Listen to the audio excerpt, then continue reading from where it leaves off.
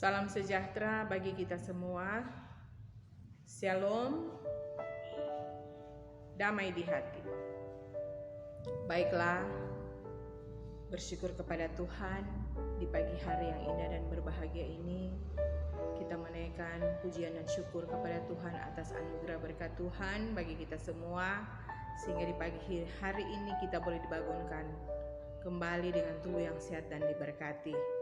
Dan saat ini kita akan beribadah bersama, memuji serta memuliakan akan kebesaran nama Tuhan.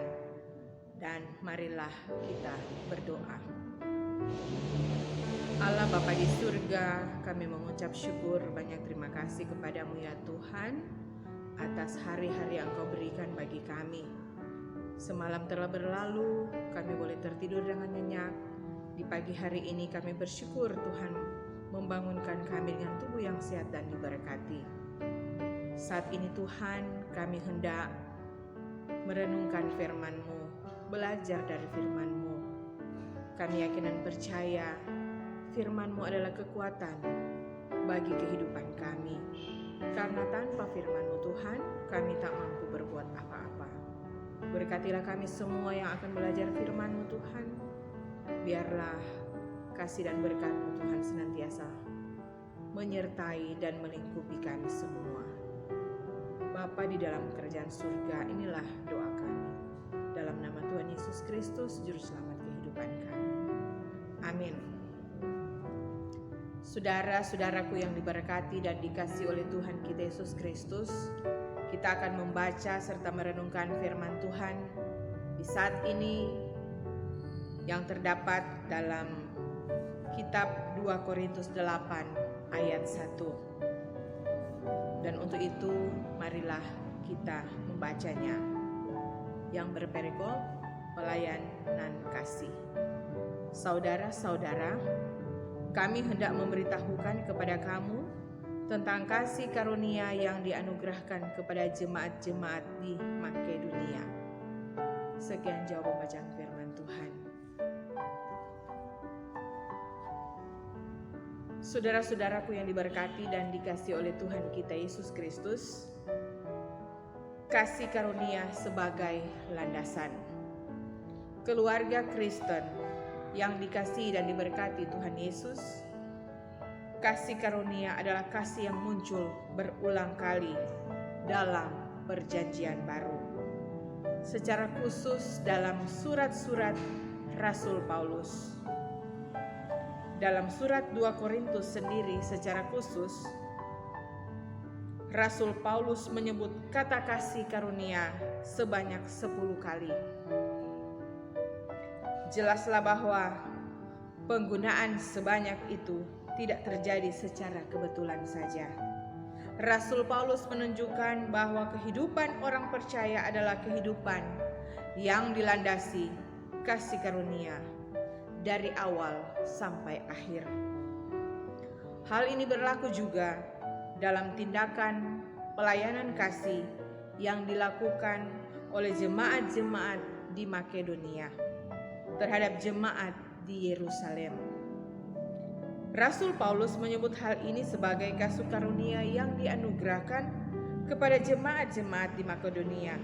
Apakah yang dimaksud dengan kasih karunia yang dianugerahkan itu? Kasih karunia tersebut dapat berarti kehidupan baru dalam iman kepada Kristus Yesus yang diterima oleh orang-orang percaya yang ada di Makedonia pada saat itu. Iman kepada Yesus Kristus berkembang di seluruh Makedonia, termasuk melalui pemberitaan Injil yang dilakukan oleh Rasul Paulus. Maka gereja-gereja tumbuh di sana. Itu semua adalah kasih karunia Allah bagi jemaat yang ada di Makedonia pada saat itu.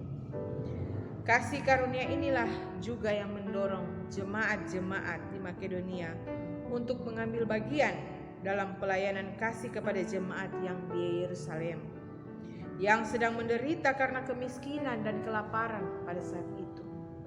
Rasul Paulus menegaskan bahwa tindakan tersebut hanya dapat terjadi karena kasih karunia Allah yang memampukan mereka.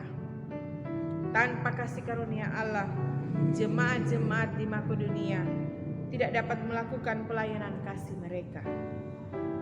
Keluarga Kristen yang diberkati dan dikasihi oleh Tuhan kita Yesus Kristus, biarlah kita semua menyadari hal ini, yakni bahwa kehidupan sebagai orang percaya yang kita jalani adalah karena kasih karunia Tuhan Allah bagi kita. Kita boleh ada sampai saat ini melakukan aktivitas baik dalam keluarga, jemaat maupun di dalam masyarakat.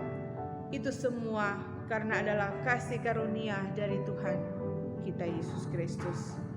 Apapun yang dapat kita lakukan jadinya bukan karena kekuatan kita sendiri. Karena itu, kiranya kasih karunia itu yang mendorong kita untuk melakukan pelayanan kasih kepada orang lain yang membutuhkan. Baiklah, kita sebagai orang percaya selalu mengandalkan Tuhan dalam kehidupan kita, dan kita boleh menjadi saksi Tuhan yang hidup di dalam kehidupan kita hari lepas hari. Kiranya firman Tuhan di pagi hari ini boleh memotivasi kita untuk senantiasa mengerjakan segala aktivitas kita untuk senantiasa mendahulukan Tuhan. Apapun yang kita lakukan, kita harus dahulukan Tuhan dalam kehidupan kita. Karena apapun aktivitas kita, kita semua adalah anak-anak Tuhan, adalah milik Tuhan yang senantiasa Tuhan anugerahkan kasih karunia bagi kita semua. Kiranya firman Tuhan di pagi hari ini boleh menjadi berkat bagi kita semua. Amin. Marilah kita berdoa. Allah Bapa di surga, kami mengucap syukur kepadamu ya Tuhan atas hari-hari yang Engkau berikan bagi kami. Di saat ini Tuhan, kami telah membaca merenungkan firman-Mu. Biarlah lewat kebenaran firman-Mu boleh memotivasi kami semua untuk senantiasa mengandalkan Tuhan di dalam kehidupan kami. Diberkatilah kami semua Tuhan, apapun latar belakang kehidupan kami, pekerjaan kami, diberkatilah Tuhan. Diberikanlah kami semua kesehatan, kekuatan, kemampuan, hikmat dan sukacita daripada Tuhan. Biarlah hari-hari hidup kami serahkan dalam tangan Tuhan yang penuh kasih. Biarlah kehendak Tuhan yang jadi, bukan kehendak kami sebagai manusia yang berdosa. Bapa dalam kerajaan surga, inilah doa kami. Di dalam nama Tuhan Yesus Kristus, Juru Selamat kehidupan kami berdoa. Amin. Terima kasih, selamat pagi, shalom, Tuhan Yesus memberkati kita semua. Amin.